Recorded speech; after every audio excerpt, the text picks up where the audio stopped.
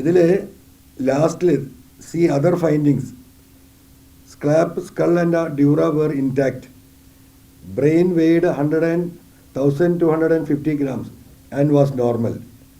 Ribs and chest wall were intact. The upper lobe of left lung was adherent to chest wall. No free liquid was present in the chest cavities. സ്വാഭാവികമായിട്ടും ഈ ചെസ്റ്റിലൊക്കെ നീര് വരും. നമ്മൾ കണ്ടെടുത്തോളം ഒരു പ്രശ്നമില്ല, എല്ലാം ഇൻടാക്റ്റാണ്. Air passage was normal. സ്വാഭാവികമായും നമ്മുടെ ശ്വാസം മുട്ടിയാണല്ലോ മരിക്കുന്നത്. ഈ പറയുന്ന പല കേസുകളിലും നമ്മൾ കണ്ടിട്ടുണ്ട്. എയർ പാസേജ് ബ്ലോക്ക് ആവും, അല്ലെങ്കിൽ അത് ബ്ലാസ്റ്റ് ആവും. അതൊക്കെ നോർമലാണ്. Right and left lungs were weighed 320 grams and 300 grams respectively and were congested.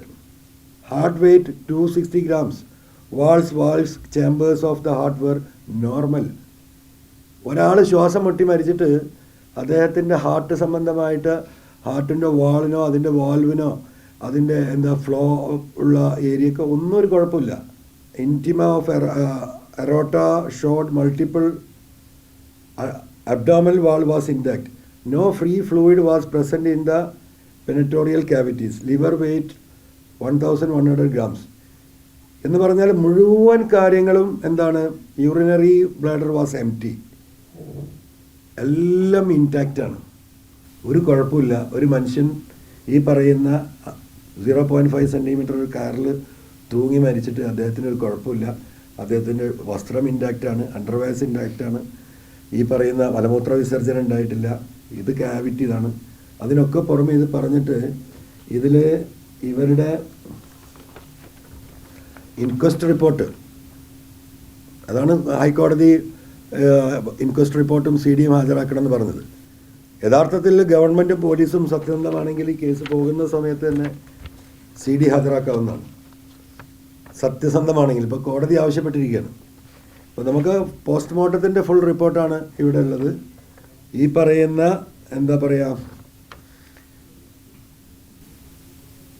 Inquest റിപ്പോർട്ടിൻ്റെ ഒരു ഭാഗം മാത്രമേ കിട്ടിയിട്ടുള്ളൂ. ഇതിൽ കൃത്യമായും പറയുന്നത് ഈ പറയുന്ന കാര്യങ്ങളൊക്കെ പറഞ്ഞിട്ട് നിലയിലും തുടകൾ, കണങ്കാലുകൾ, പാദങ്ങൾ എന്നിവയുടെ മുകൾ ഭാഗം സാധാരണ നിലയിലും ഷെഡി രക്തക്കറയോട് കൂടിയ നിലയിലും കാണുന്നു.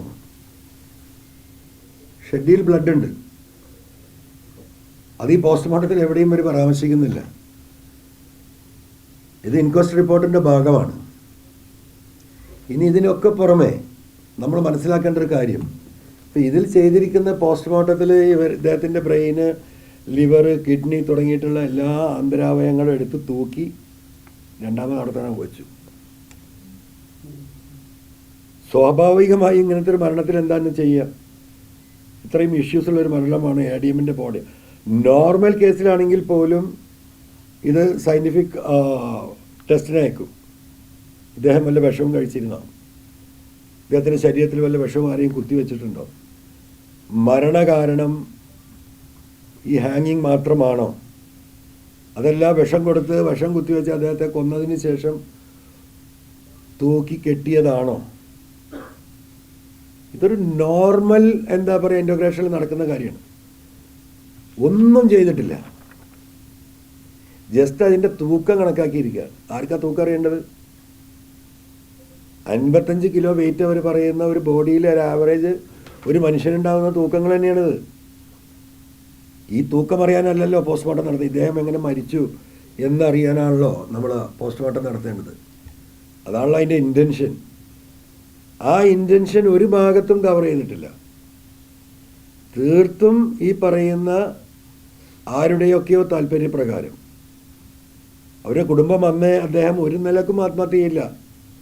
ആത്മഹത്യ ചെയ്യത്തക്ക രീതിയിലുള്ള ഒരു സംസാരവും അന്ന് ഭാര്യയുമായി സംസാരിക്കുമ്പോൾ അവർ സൂചിപ്പിച്ചിട്ട് പോലുള്ള അതുപോലുള്ള ഒരു മാനസിക വിഷമം പ്രകടിപ്പിച്ചിട്ടില്ല. സ്വാഭാവികമായിട്ടും അവർ രാത്രിയിൽ പുറപ്പെടുന്നില്ലെങ്കിൽ അവർ വിളിച്ചറിയിക്കേണ്ടതാണ്. അതുണ്ടായിട്ടില്ല. അപ്പം ഇത്തരം ഒരുപാട് കാര്യങ്ങൾ ഇതിൽ വേഗമായി നടക്കുകയാണ്. അപ്പോൾ ഞാൻ തുടക്കം മുതലേ പറഞ്ഞു വരുന്ന പൊളിറ്റിക്കൽ സെക്രട്ടറി P. ശശിയുമായി ബന്ധപ്പെട്ട മറ്റു രഹസ്യങ്ങൾ ഇദ്ദേഹത്തിന് അറിയുമായിരുന്നു. ഇപ്പോൾ ഒരു പെട്രോൾ പമ്പിൻ്റെ വിഷയം മാത്രമല്ല, അദ്ദേഹം അവിടുന്ന് ട്രാൻസ്ഫർ ആവശ്യപ്പെട്ടത് എന്തുകൊണ്ടാണ്? അദ്ദേഹത്തിൻ്റെ ഏറ്റവും അടുത്ത ആളുകളോട്, ഇൻക്ലൂഡിങ് കുടുംബത്തോടക്കം അദ്ദേഹം പറഞ്ഞത് അദ്ദേഹത്തിനോട് ജോലി ചെയ്യാൻ കഴിയുന്നില്ല. നിയമവിധേയമല്ലാത്ത എല്ലാ കാര്യങ്ങൾക്കും പി ശശി ഉൾപ്പെടെയുള്ളവർ നിർബന്ധിക്കുന്നു. പറ്റാവുന്നതിൻ്റെ പരമാവധി ഞാൻ ചെയ്തു കൊടുത്തു, ഇനി എന്നെക്കൊണ്ട് ഇവിടെ നിൽക്കാൻ കഴിയില്ല. അതുകൊണ്ട് ഞാൻ ഇവിടുന്ന് പോരുകയാണ് എന്ന് അദ്ദേഹത്തിൻ്റെ അടുപ്പമുള്ളവരോടും കുടുംബത്തോടും പറഞ്ഞിട്ടുണ്ട്. അവിടെയാണ് ഈ വിഷയം വളരെ സീരിയസ് ആയി വരുന്നത്. ഗവൺമെൻറ് ഈ പറയുന്നത് പോലെ പാർട്ടി എന്താ പറഞ്ഞിരുന്നത്? ഞങ്ങളാണ് കുടുംബത്തോടൊപ്പമാണ്. കുടുംബത്തോടൊപ്പമാണെങ്കിൽ ആ കുടുംബത്തിൻ്റെ ഒരു ആവശ്യമാണ്. അവരാകെ ആവശ്യപ്പെടുന്നത് എന്താണ്? SIT സ്പെഷ്യൽ ഇൻവെസ്റ്റിഗേഷൻ ടീമിൻ്റെ അന്വേഷണം തൃപ്തികരമല്ല. അത് വസ്തുതയല്ല, അതിൻ്റെ ഭാഗമല്ലേ ഈ പോസ്റ്റ്മോർട്ടം റിപ്പോർട്ട്. അതുകൊണ്ടാണ് അവർ CBI അന്വേഷണം ആവശ്യപ്പെട്ടത്. ഗവൺമെൻറ്റിൻ്റെ സ്റ്റാൻഡ് സത്യസന്ധമാണെങ്കിൽ എന്തുകൊണ്ടാണ് ഗവൺമെൻറ്റിന് അത് അഗ്രി ചെയ്യാൻ പറ്റാത്തത്? എന്തിനെയാണ് ഗവൺമെൻറ് ഭയപ്പെടുന്നത്? ഇല്ലാത്തൊരു കാര്യം ഉണ്ടാക്കി കൊണ്ടുവരാൻ ഏത് ഏജൻസി ശ്രമിച്ചാലും അതിന് പരിധിയുണ്ടല്ലോ. അപ്പോൾ അവിടെ ഇത് ആരംഭിക്കുകയാണ്.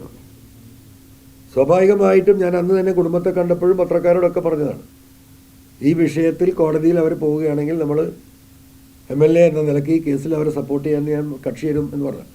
നമ്മൾ കക്ഷി ചേരുന്നതിൻ്റെ ഭാഗമായിട്ട് നമ്മളെടുത്ത ഡീറ്റെയിൽസുകളിലാണ് ഇത് കണ്ടിട്ടുള്ളത്.